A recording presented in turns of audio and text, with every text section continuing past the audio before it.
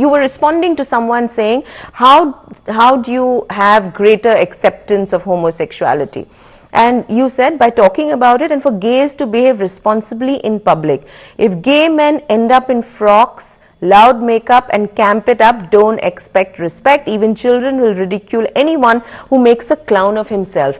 Now the question, Wendell, is why is there this tendency, or at least in the media, for people to see this image of the gay person?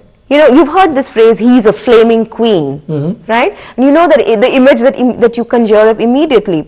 Is it something that the heterosexual community needs to understand, saying that this is the way it is, this is the behavior, the overt manifestation that we need to accept and we need to understand? And then can the homosexual community give us some codes to understand? That's one.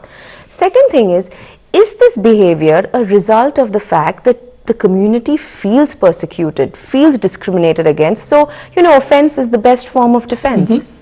How do I understand it? I think it's a combination of both. First of all, this is a very vast community. It's like you labeling the heterosexual community, where some heterosexuals like to wear dresses. Correct. I mean, and it's accepted. Yeah. So I think what I was trying to say is that for the initial part, I would urge the people of my community not to go for shock value.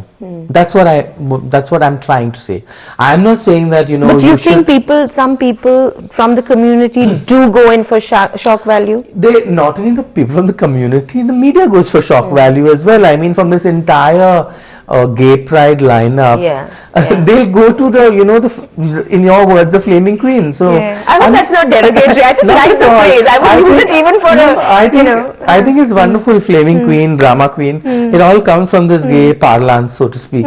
But see, there are so many types of people. There are men who work as gym instructors and who work in banks, who behave, you know, and so-called the non-cliche of what a gay person is. And on the other hand, I've been to parties where, you know, lots of people, just for the sake of camping it up, will wear a frock and dance, and I think that's fine.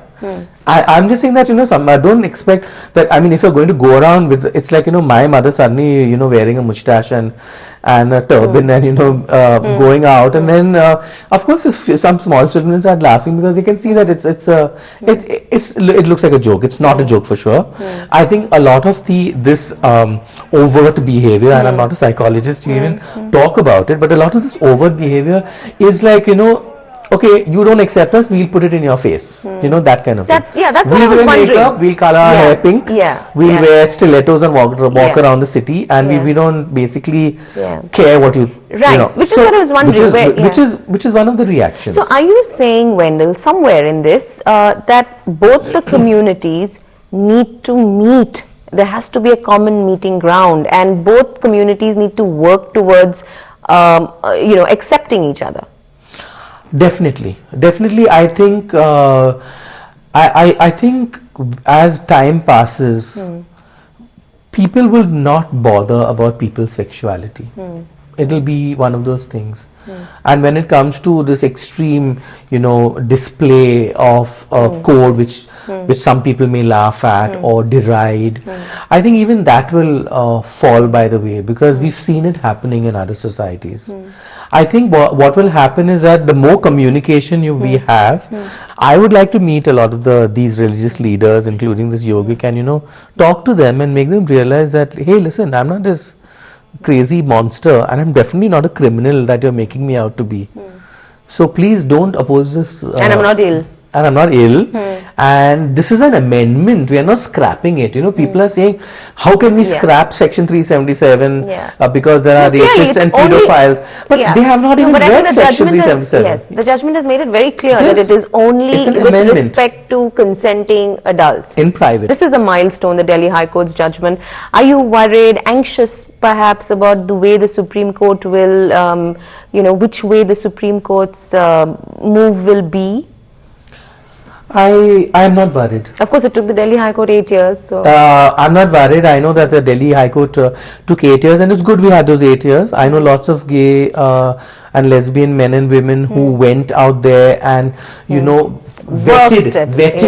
vetted the people in legal corridors, the people in the police, and they said, please don't treat us like these criminals, and that we are not a disease, and they saw a point of view, and this is the Constitution of India will look at it in the end. I'm very optimistic and a very compassionate man. Wendell, in heterosexual marriages, or what we see as marriages today, husbands and wives tend to have roles that they play, although that's changing as well, and that those roles are based on their genders.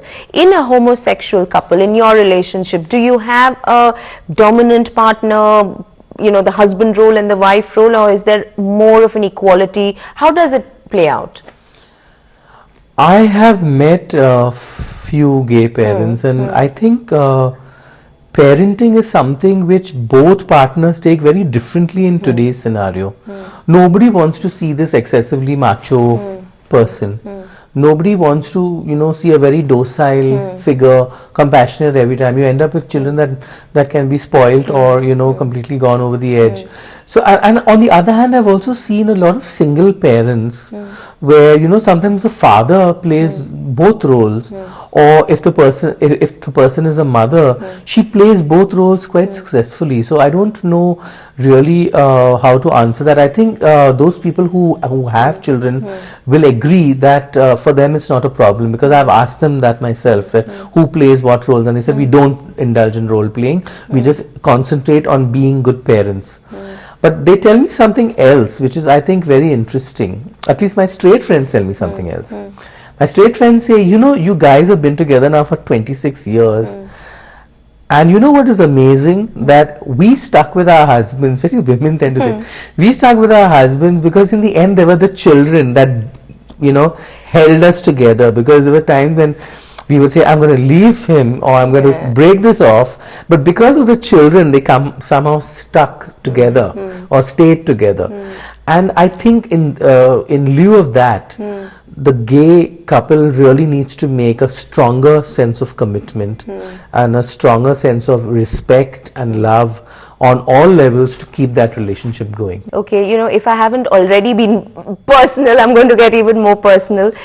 Do you feel the lack of children, Wendell? Do you and your partner? Do I feel the lack of children? I used to feel a bit jealous when my brothers, got my nieces, and I would say, oh, they're having so much fun with these girls, and But Jerome was extremely wise. He said, no, we're not going to have children, because first of all, they'll be dressed in Wendell Rodricks couture from day one, because I only adopt girls. So that was ruled out. And with the kind of lifestyle that I lead, I'm traveling so much, I would make a bad parent. I make great, how should I say, I make great babysitter material. All my friends, they dump their children with us. They go off on a Sunday. We get all the kids in our pool, and we make great, but I think for a day.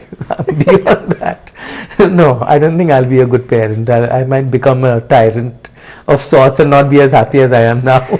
Well, we don't want you to become a tyrant. We want you to remain happy, Wendell. Thank you so much for indulging in, what is a very personal conversation. But I really hope that someone out there enjoys this conversation, A, for the conversation, and B, because it helps. So thank you for your time. My pleasure.